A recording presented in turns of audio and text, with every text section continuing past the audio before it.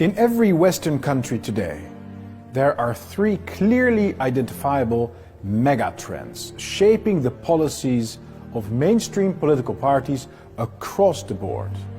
Whether you look at Germany or France or Britain, the US, Canada, Australia, whether you look at the left or the right, all mainstream parties support, firstly, ongoing immigration into our countries. They all ridicule the defense of borders and the idea of building walls or fences, while maintaining that strict border controls and immigration laws are somehow unfeasible. Secondly, they support the gradual build-up of global governance structures, such as the United Nations, the European Union, and transnational legislation in the name of human rights. Thirdly, they all support far-reaching global policies to combat supposed climate change. Immigration, supranational legislation, and climate policies. Those are the three grand projects that define the political undercurrent of Western mainstream parties, of both the left and the right. And all represent a transition from one type of society to supposedly another type of society. They stem from a vision of a new world.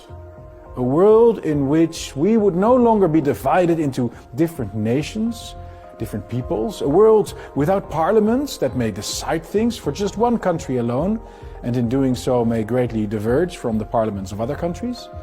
Indeed, it's a vision of a world in which we will supposedly all be growing towards one humanity, governed by common rules that are to be centrally administered on a global level. This would be a world in which a global superstate increasingly controls every tiny aspect of our lives, because everything we do supposedly affects the climate. As senior aide to Congresswoman Alexandria Ocasio-Cortez said, and I quote, "We don't view the Green New Deal as a climate thing. We view it as a change the entire economy thing." End of quote. But that is exactly right. We are in the midst of a structural remaking of the world as we know it. Our nations, our cultural, political, and spiritual homes are being dismantled.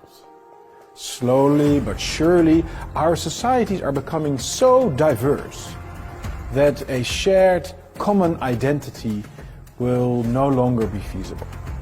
We're losing our democracies because parliaments get to decide less and less, as well as our freedom, because all of our lives are increasingly being regulated by the change the entire economy project that masquerades as saving the planet. It's crucial to understand that the fundamental idea behind these major trends is, in fact, Marxist.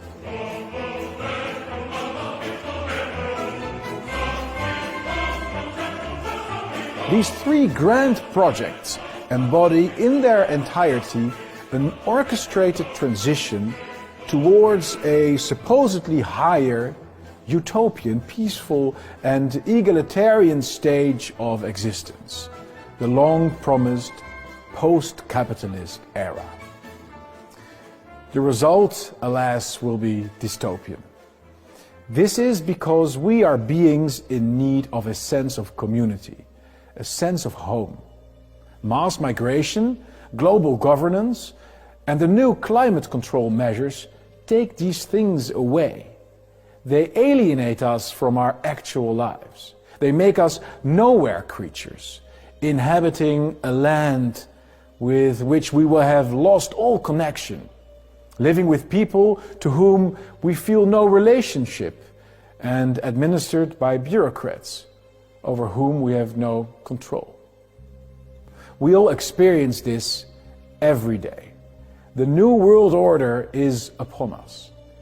Europe has already gone a lot further down this path, of course, than America, but it is happening in the United States as well. It's a phenomenon we can witness across the Western world and it is the greatest danger of our life. For study after study shows that integrating large numbers of people from entirely different backgrounds and cultures does not work.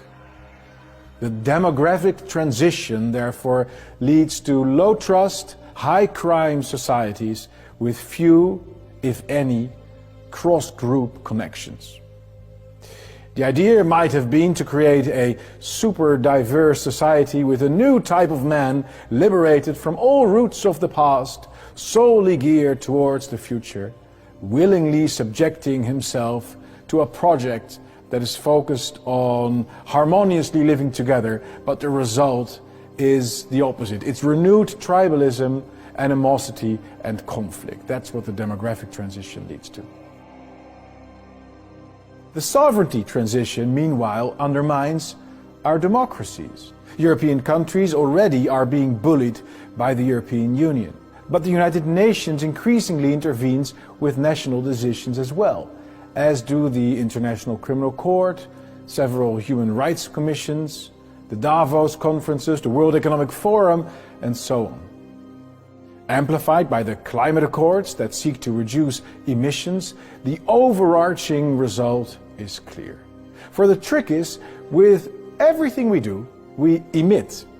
Once the basic premise is accepted that emissions are somehow harmful and that we should limit such emissions to their very minimum, the new global administrators will then have an excuse to impose endless amounts of regulations on our lives and take more control every day. Modern impersonal architecture completes this process of political disowning and spiritual expropriation.